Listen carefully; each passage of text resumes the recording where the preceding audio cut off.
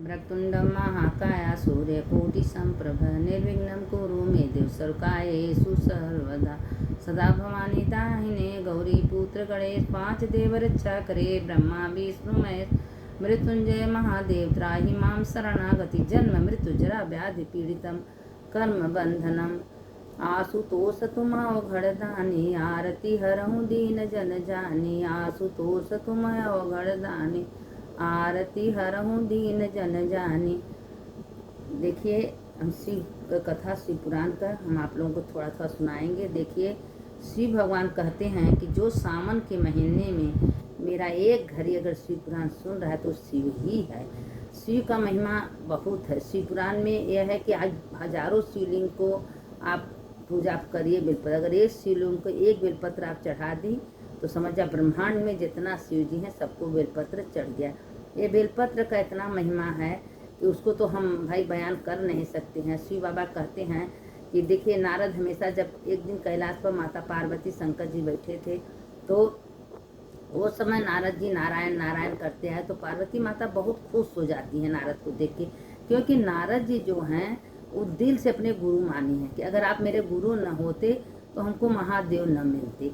तो एक दिन की बात ऐसी हुई कि जब पार्वती माता कैलाश पर बैठी थी महादेव कहीं चले गए थे तो कहें कि अरे आप हमको जब छोटे से बालक थी तभी आप हमको ज्ञान दिए, हम तपस्या किए इतना तो हमको महादेव मिले, अगर आप न होते तो हमको शायद महादेव नहीं मिलते। तो इसीलिए कहते हैं ना कि बिना गुरु ज्ञान नहीं होता है। गुरु रास्ता दिखाने के लिए गुरु जीवन में होना बहुत ज़रूरी है। अगर आपके जीवन में गुरु हैं तो गुरु आपको चढ़ने का रास्ता दिखाते हैं। आप देखिए कि पैसा बैंक में जमा करिए तो उसमें सूद मूर ब्याज बढ़ता है ना। इसीलिए अगर हमारा कोई भी कर्म है तो अगर गुरु के मुख से, अगर गुरु अपने मुख से कोई मंत्र हमको बता रहे हैं कि मैया ये मंत्र जपो तो वो मंत्र का महिमा 10 गुना बढ़ जाता है, क्योंकि गुरु के मुख से वही मंत्र। मंत्र तो बहुत सबको लोग को आता है, क्या ऐसा दुनिया में मंत्र नहीं है कि जिसको नहीं आता, लेकिन नहीं, जो मंत्र अगर गुरु के मुख से मिलता है तो उसका 10 गुना महत्व बढ़ जाता है। जैसे आप अपने पास पैसा जम रखिए, बैंक अलमारी में रखिए, बैग में रखिए तो पैसा 1 रुपया नहीं बढ़ेगा, वही पैसा बैंक पोस्ट ऑफिस में बढ़ेगा। तो इसीलिए हमारा जो मंत्र है गुरु के मुख से, जो गुरु जी अपने मुख से कहते हैं कि यह मंत्र आप इसको सिद्ध करिए जपिए, वही मंत्र का क्या महिमा है कि बहुत महिमा हो जाता। तो इसलिए महादेव स्वयं तो नारद जी के देख के प्रणाम किए। नारद जी कहें कि भाई तुम तो शैलपुत्री हो, तुम्हारा तो कोई बातें नहीं कहने, हम दिल से आपको गुरु माने। जब दिल से किसी को कोई गुरु मानता है और उसका इज्जत सम्मान नहीं करता तो उसको रौ नरक होता, क्योंकि गुरु तो भगवान से ही बढ़ के होते कि देखिए गुरु ही रास्ता दिखाने वाले होते। इसलिए अपने गुरु का हमेशा सम्मान करना चाहिए, क्योंकि हमारे गुरु जी की हैं। गुरु जी को आदर सम्मान कर, किसी गुरु में जाइए कहीं जाइए दिल से उनको अपने ही गुरु का सम्मान देखिए, अपने भाव देखिए कि ये हमारे गुरु जी हैं। अच्छा ठीक है, अब पार्वती जी से नारद जी महादेव चले गए, कह दिए कि अरे सारे रहस्य जो हैं आपको महादेव बताता है। हाँ महादेव बहुत प्यारे हैं, महादेव को घर द्वार नहीं है, बेल वृक्ष के नीचे पेड़ के नीचे बैठे रहते हैं, हड़िया पुरवा पत्तल में खाते हैं, लेकिन कोई दिक्कत नहीं, हमको प्यार तो बहुत करते हैं ना, और प्यार है तो हमारे लिए सब कुछ है। अरे महले रह के क्या करा है, जहाँ प्यार मोहब्बत ना हो, जहाँ परिवार का प्यार ना हो, पति का प्यार ना हो, वहाँ घर द्वार कितना महल हो, सब बेकार है। तो नारद कहा वो तो है, तो कहे कि ठीक है, नारायण नारायण करके और नारद अपना बैठे तो कह रहे नहीं गुरुजी आप बैठिए, आते होंगे महादेव, कोई कथा सुनाएंगे, सुन लीजिए। इतनी शिव पुराण की महिमा है, कथा है, इतना महिमा है कि कोई एक खड़ी सुनता है तो उसका क्या अर्थ होता है। तो नारद कहें ठीक है। महादेव फिर आए तो महादेव को प्रणाम किए, बैठ गए। तो कहें भाई हमारी पार्वती तुमको दिल से गुरु मानी है, आप उनके गुरु हैं, ज्ञान देने वाले। तो कहे अरे महादेव हम किसके गुरु क्या बन सकते हैं, और भाई हमको जो जानकारी है माता जी से बता दिए। माता जी उस पर अपना तपस्या की, आपको पा गई। कहें ठीक है। अब वही पर कह रहे थे कि बताइए कि अगर कोई मतलब नारद जी पूछ रहे हैं कि महादेव बताइए कि ये बेल वृक्ष का क्या, में क्यों बेल वृक्ष से आप इतना खुश होते हैं। कहें कि इसलिए खुश होते हैं कि बेल वृक्ष जो है पार्वती के पसीना से तो हुआ ही है, लेकिन ये जो लक्ष्मी माता हैं जब विष्णु भगवान से रुष्ट होके अब विष्णु लोग छोड़ के चली गई थी तो कहीं उनको जगह मिला नहीं, जंगल में गई। और जंगल में जब गई तो जंगल में वो पेड़ था, उनको ये पता नहीं था कि वो बिलवृक्ष है। बहुत दिन तपस्या की, तपस्या करते करते करते महादेव वहाँ प्रकट हो गए तो कहें बोलो लक्ष्मी तुमको क्या वरदान चाहिए। कहें कि तुम हमारे बेल वृक्ष के नीचे तपस्या की हो।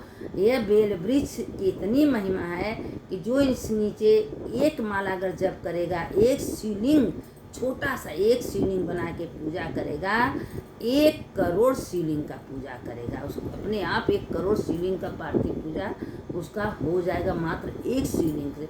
और जो 1 माला जप करेगा 1 लाख जप हो जाएगा। 1 माला 1 लाख बताइए, कहीं हम लोग बैठ के जप कर सकते हैं? नहीं कर सकते। लेकिन 1 माला का 1 लाख जप, ये महादेव लक्ष्मी माता, तो लक्ष्मी माता कहीं ठीक है प्रभु आप तो वरदान दे दिए, लेकिन हम वरदान दे रहे हैं कि जो बिल वृक्ष के नीचे दिया जलाएगा, दर्शन करेगा और वो शाम के पहर और यहाँ जप करेगा, लक्ष्मी नहीं महालक्ष्मी उसके ऊपर कृपा करेंगी।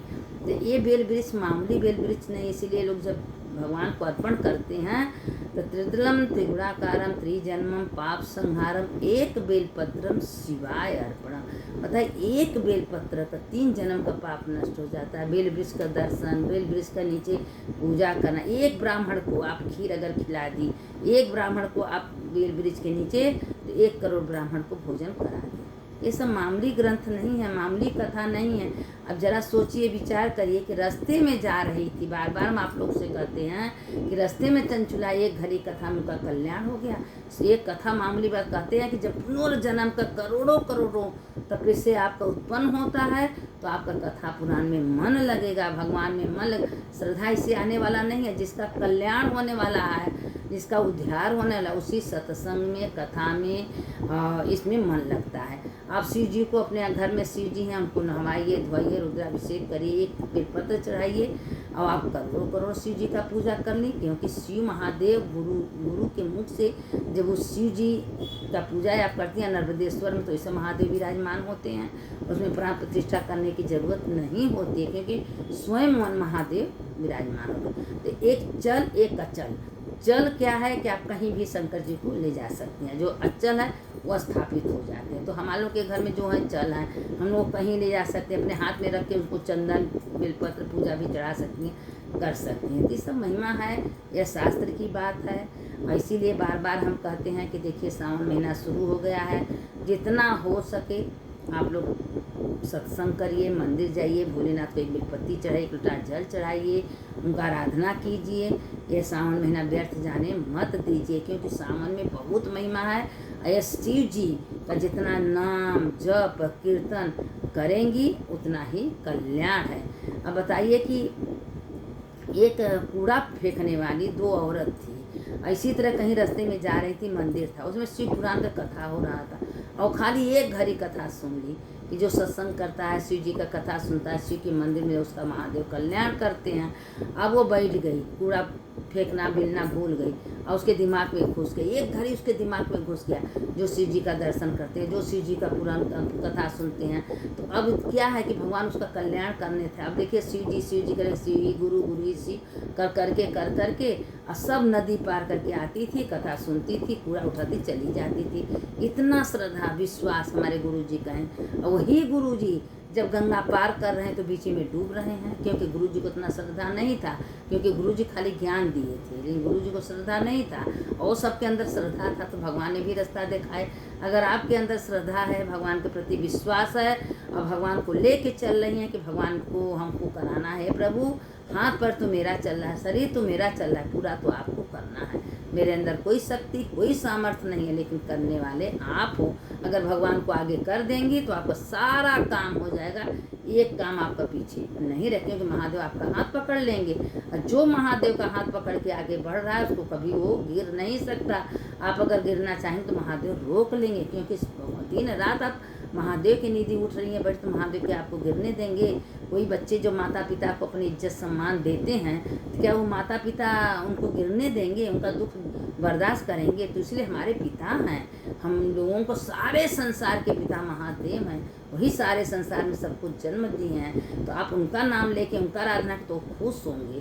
तो उनका याद करिए, उनका नाम लीजिए।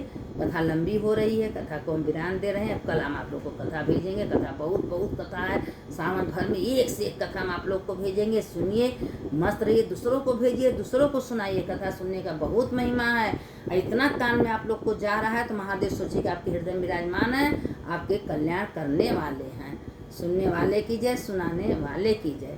सानंद मानंद बने बसंतम, आनंद कंद महत पाप वृंदम, वाराणसी नाथ नाथम श्री विश्वनाथ शरणम प्रपद्ये, विश्वेशम माधवम ढुंडीडन पाणिम च भैरवे वंदे, काशी गुआम गंगा भवानी मणिकर्णिकम। सावन भर संध्या से 12 ज्योतिर्लिंग का नाम आप जरूर लीजिए। इसके आगे कथा कल डालें।